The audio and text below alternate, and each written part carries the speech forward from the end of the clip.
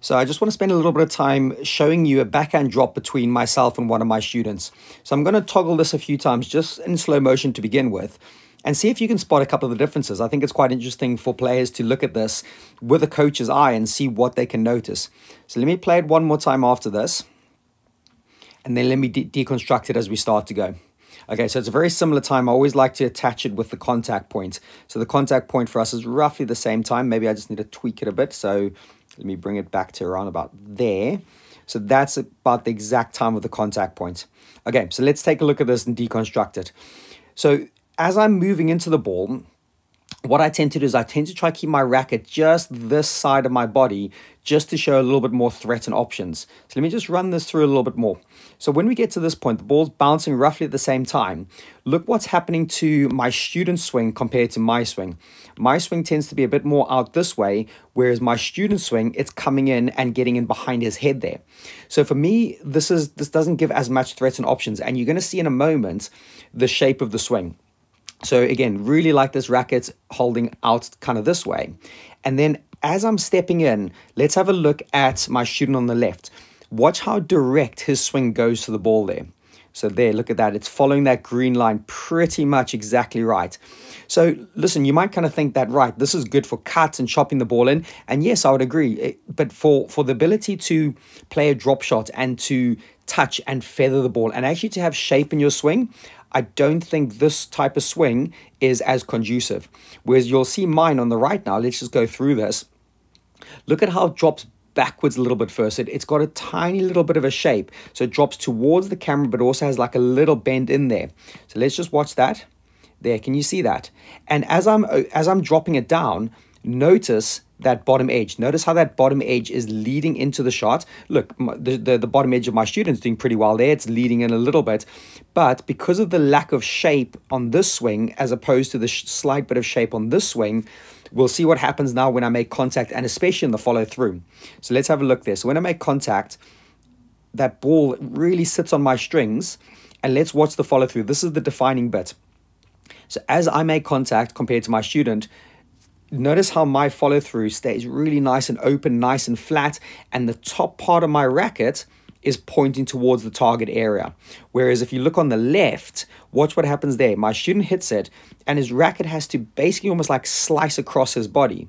Can you see that there? And there's like a little bit of a strange just movement of the wrist, and it's just not as clean in the follow through. Look, I'm being really picky here, so hopefully I'm not destroying my students' confidence or anything like this, but just to highlight the main points.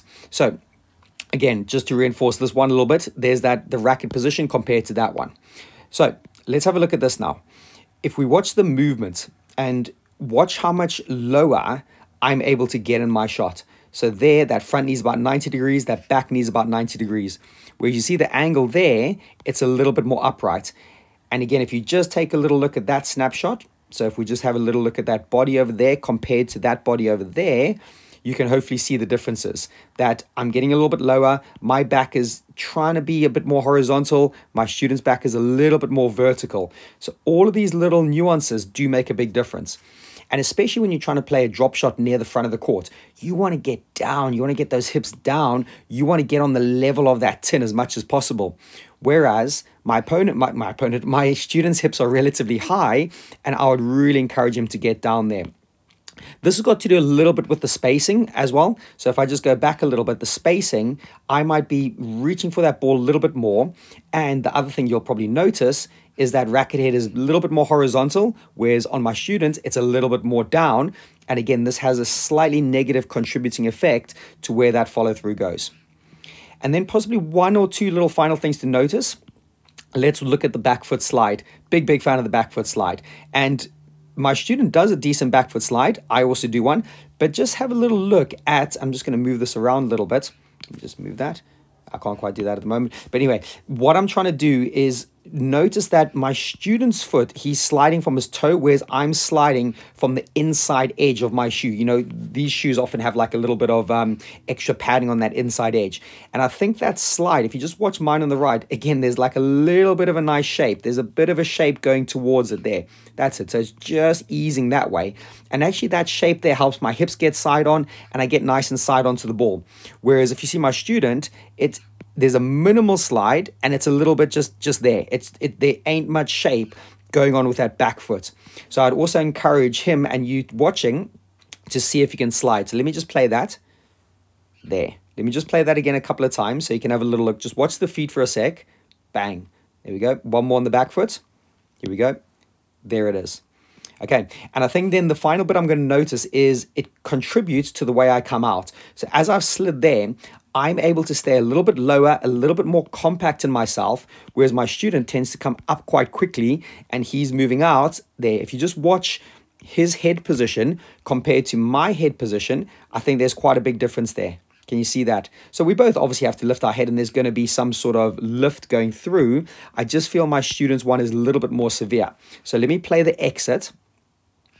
You see, I'm still able to stay slightly more crouched on the way out. Again, this is good for if my opponent gets there, I'm now multi-directional. I can go cover all those areas because I'm a little bit more crouched and a bit more down. Whereas if you're super upright, it's really hard at that point to cover those many areas. Look, when you're getting by the tee and you want to engage the split step, you definitely want to get upright. But playing a little drop shot on the front, I think you want to be in that little bit more crouched position. So some really good stuff in there, and hopefully that's resonating a little bit. Please do feel free to comment and share. And if you want that free swing audit, just look at the link on the notes below, and there's some real cool stuff that I can help you with. Okay, see you later, guys.